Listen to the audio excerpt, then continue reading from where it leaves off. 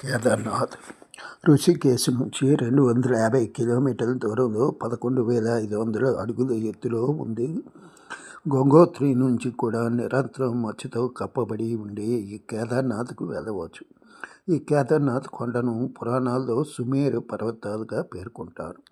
7 మీటర్ల పొడవు, 70 సెంటీమీటర్ల వెడల్పు గల శిల మీద 4 మీటర్ల ఎత్తున ఉన్న స్వయంభూలింగము. పావన మందాకిని తీరంలో ఉన్న ఈ పవిత్ర స్థలంలోని స్వామిని తాకి దర్శించుకోవచ్చు. పంచనది సంగమ స్థానం. సంవత్సరంలో 6 మాసాలు మాత్రమే భక్తులు దర్శించుకోవడానికి అవకాశం. ధర్మరాజు తప్ప అందరూ అంతిమ శ్వాస వదిలిన ప్రదేశం. ఆలయం మోయబోయే ముందు జ్యోతి వెలిగిస్తారు. తిరిగి 6 నెలల తర్వాత ఆలయం తెరిచే వరకు జ్యోతి వెలుగుతూ ఉంటుంది. 12 జ్యోతిర్లింగములలో 9వదైన ఈ కేదార్నాథ్నకు భక్తులు గంగోత్రి, యమునోత్రిల నుంచి ఉదకమును ఈ సర్వేశ్వరునకు అభిషేకం కొరకు తెస్తారు. లయకారకుడైన ఈ మహాదేవుని సమీక్షంలో శ్రీ 12 జ్యోతిర్లింగ సూత్రం మననం చేసుకోవడం ఎంతైనా పుణ్యఫలం. వాటితో పాటు బిల్వాష్టకం, లింగాష్టకం, కేదారేశ్వర సూత్రం. శ్లోకం: సౌరాష్ట్రే సోమనాథస్య శ్రీశైల మల్లికార్జునం, ఉజ్జాయినం మహాకాలం ఓంకార అమరేశ్వరం, కేదారం హిమవష్టే జాకిన్యం భీమశంకరం, వారణాస్యే విశ్వేశ్వరం త్రయంబకం గౌతమీఘాట్, వైద్యనాథం చితాభౌమం నాగేశం టారుకానవే, శ్వేతబందేశరామేశం గజనీశ్వర శివాలయం, 12 శతాని నామాని ప్రాతరుద్రార్థాయ పఠేత్, సర్వ పాప నివృత్తి సర్వసిద్ధి ఫల లభేత్. శ్రీ కేదార్నాథ్ యాత్ర చేసేవారు ముఖ్యంగా గుర్తుంచుకోవాల్సినవి: రాత్రులు గాలి పల్చగా ఉంటుంది, కావలసినంత గాలి ఉండదు. రగ్గులు, చలికోట్లు తప్పనిసరి. రక్తపు పోటు, షుగరు ఉన్నవారు జాగ్రత్తగా ఉండాలి. రగ్గుని నిండా కప్పుకోకూడదు, గాలి ఆడే విధంగా కప్పుకోవాలి. షుగర్ ఉన్నవారు మెడికల్ సామాగ్రి చెంత ఉంచుకోవాలి.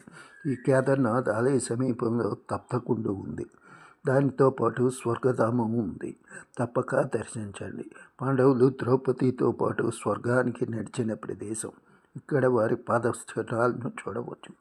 ఆలయంలో పాండవ పుత్రుల విగ్రహంతో పాటు కుంతి విగ్రహం కూడా ఉంది.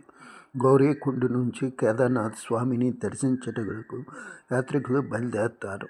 నడక అయితే 8-9 గంటల్లో వెళ్ళవచ్చు, లేదా గుర్రం అయితే 4 గంటలు. దారి మొత్తం అత్యంత రమణీయంగా లోయలతో ఒళ్ళు చెలతరించేలా ఉంటుంది. గుర్రం మీద వెళ్తున్నప్పుడు పక్కకు చూస్తే కనబడే లోయ మనకి కళ్ళు బయర్లు కవ్విస్తుంది. వెంటనే నారాయణ నారాయణ అనుకోవటం పారిపాటి. కింద నుంచి వెళ్ళే గుర్రాలు ఎంతో చాకచక్యంతో, అనుభవంతో వెళ్తాయి.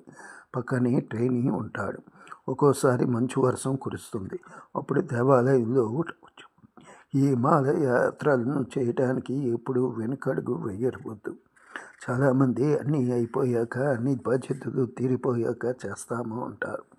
దానికంటే కాస్త వయసులో ఉండగానే చేస్తే అక్కడి స్వామి వైభవం, ఆ స్వామిని కనులారా చూడవచ్చు కదా. పరమేశ్వరుని చూడటానికి వెళ్తూ భయపడితే ఎలా? ఆ స్వామి రక్ష. ఆ వెండికొండ మహాదేవుని మహాత్మ్యము అంతా ఇంత కాదు. పంచకేదారాల స్వామి అయిన కేదార మహాత్మ్యం మహిమానితో ఆ స్వామి మహాత్మ్యం. కేదార మహాత్మ్యం కదాయస్వ మహాదేవ విస్తర నమ క్షేత్రకం, కేదారనామ యత్రోక్తం స్వర్గమోక్షప్రదాయకం. పార్వతీ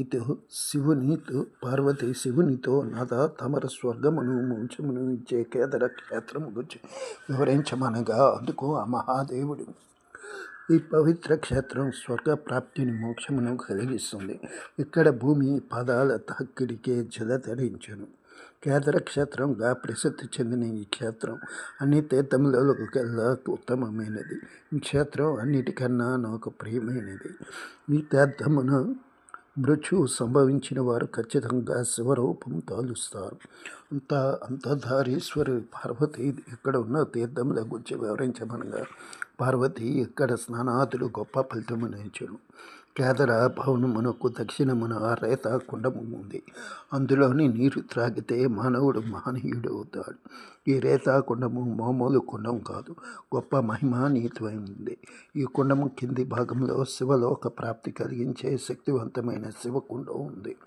ఇక్కడ ఈ కుండం వద్ద 7 రోజులు వ్రతం ఆచరించి ధ్యానం చేసిన వారికి కేదారనాథ ధ్యానము వ్రతం కింద ఇక్కడ ప్రాణం విడిచిన వారికి కైలాస ప్రాప్తి ముక్తి కలుగుతుంది. అలాగే మందాకిని నదికి పైన ఉన్నది. దాని పేరు భృగుకుండం. గోవులను చంపిన వారు, నమ్మిన వారికి ద్రోహం చేసిన నీచులు, బ్రహ్మత్య పాతకులు ఇక్కడ ప్రాణములు వదిలిన పరబ్రహ్మ పాము వస్తుంది. దానికి 2 యోజనముల దూరంలో రక్తవర్ణముతో పొంగుచున్న జలము బయటకు వచ్చే ప్రదేశం ఉంది. దానిని తాకినంతనే, స్పర్శించినంతనే అన్ని లోహములు బంగారముగా మారుతాయి. దానికి ఉత్తరముగా స్ఫటికంతో చేయబడిన శివ విగ్రహం ఉంది. దానిని పూజించిన వారు కైలాసమునకు అర్హులు.